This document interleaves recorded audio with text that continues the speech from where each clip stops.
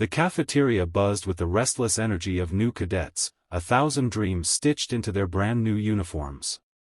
Polished boots clicked on the tiled floor, laughter echoed between tables, and pride swelled in the air as everyone sat a little taller, hungry to prove they belonged in the most prestigious military academy in the country. And then she walked in. Cadet Maya Torres. Her uniform looked different. Pressed, yes, but older.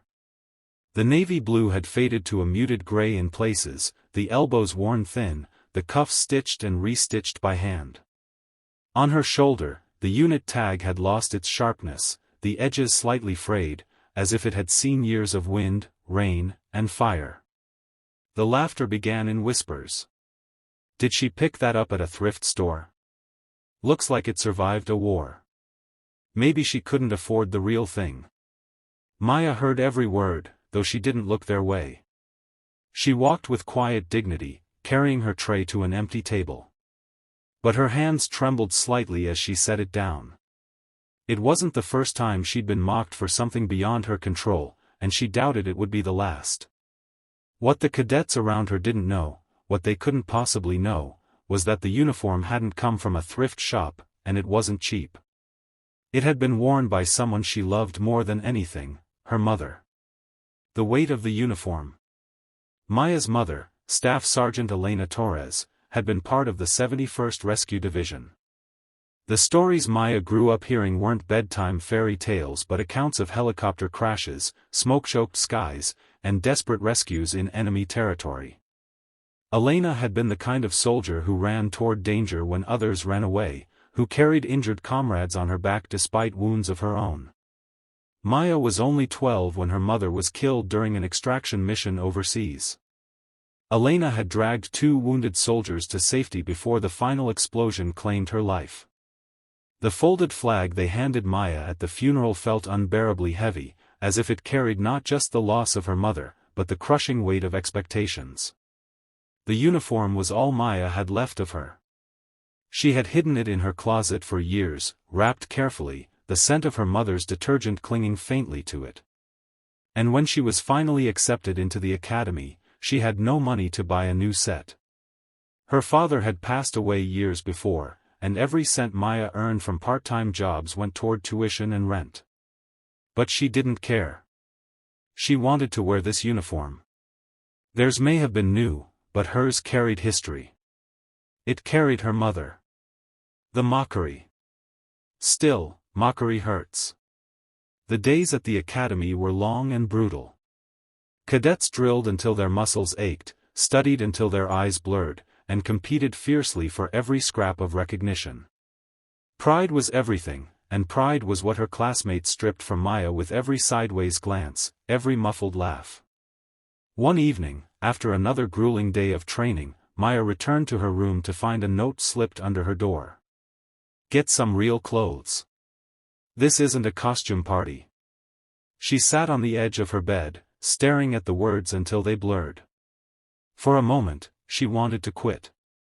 To walk away from the academy, from the whispers, from the weight of her mother's shadow. But then her eyes drifted to the folded photograph she kept on her nightstand, her mother in uniform, smiling despite the exhaustion etched into her face. Maya whispered into the silence, "I'll make you proud, Mom. No matter what." Inspection day. 2 weeks later came the formal inspection. The entire battalion stood in formation, the air charged with anticipation. Today was different. Today, Brigadier General Nathaniel Carter would personally conduct the review. Carter was a legend. He had served in multiple conflicts, commanded with honor, and carried scars both visible and invisible. When he entered the hall, silence rippled across the rows. His gaze swept over the cadets with sharp precision. He stopped here and there, adjusting a belt, correcting a posture, nodding at a perfectly polished boot. When he reached Maya, the whispers began again, softer this time, but still there. Cadets nudged each other, certain the general would notice the worn fabric, the faded stitching, the lack of shine. Carter's eyes locked on her uniform. He stepped closer, his face unreadable. His hand reached out slowly, brushing against the frayed unit tag on her shoulder. His brows furrowed. For a moment, the entire hall seemed to hold its breath. Then his voice rang out, low and commanding. "Cadet, where did you get this uniform?" Maya swallowed hard. "It was my mother's, sir." The hall was silent. "Your mother's?" Carter repeated, his voice shifting, no longer stern, but reverent. He looked closer at the tag, his eyes narrowing as recognition flickered across his face. Then, in a move that stunned every cadet in the room, Brigadier General Carter straightened and raised his hand in a crisp salute. "To Staff Sergeant Elena Torres of the 71st Rescue Division," he said. "One of the bravest soldiers I ever had the honor to serve alongside." Gasps rippled through the ranks.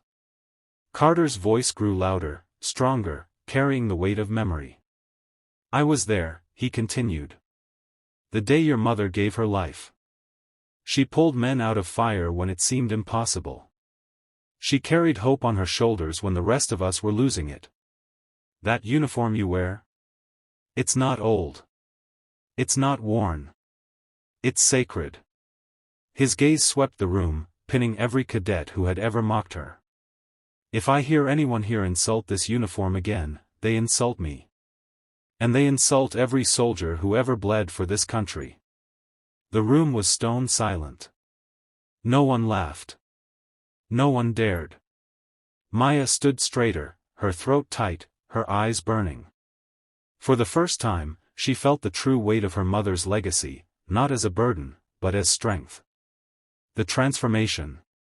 Everything changed after that day. The cadets who once sneered now looked at her with quiet respect. Some even apologized, awkwardly, ashamed of their ignorance. Others began to seek her advice, realizing she carried not just her own determination but the spirit of someone greater. But respect did not make the training easier. Maya still struggled. Her body often ached more than most. She was smaller, less physically imposing. Her scores weren't always the highest. But what set her apart was resilience. She refused to quit, no matter how many times she fell. And slowly, her persistence began to inspire others. One night, during a brutal field exercise in freezing rain, a fellow cadet twisted his ankle badly. The group was ready to leave him behind. Protocol dictated they couldn't risk the mission.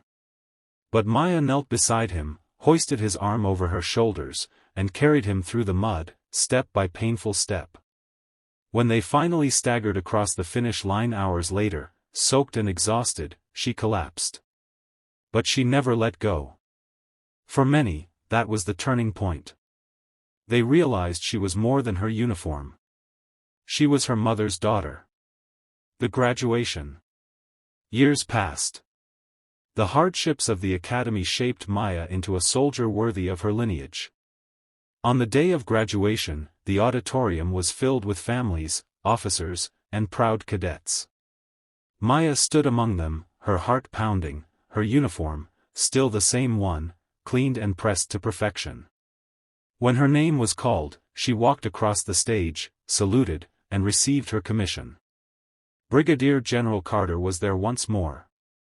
As she accepted the pin marking her as a newly minted officer, he leaned close and whispered, "You honored her. And you honored us all." Maya blinked back tears as she stepped off the stage. In that moment, she realized the truth: her mother's story wasn't just hers to carry. It belonged to everyone who had ever been inspired by courage, sacrifice, and love. The legacy. The story of the cadet with the worn uniform spread across the academy and beyond. New cadets heard it whispered as a lesson: never judge someone by appearances. Because sometimes the most worn cloth carries the deepest honor. Maya went on to serve with distinction, carving her own path while carrying her mother's spirit. She never stopped wearing that uniform, though over time she earned plenty of her own. For her, it was a reminder, not of loss, but of legacy. And whenever young soldiers asked her why she wore it, she smiled softly and said, "Because some uniforms aren't just fabric. They're stories. And this one tells the story of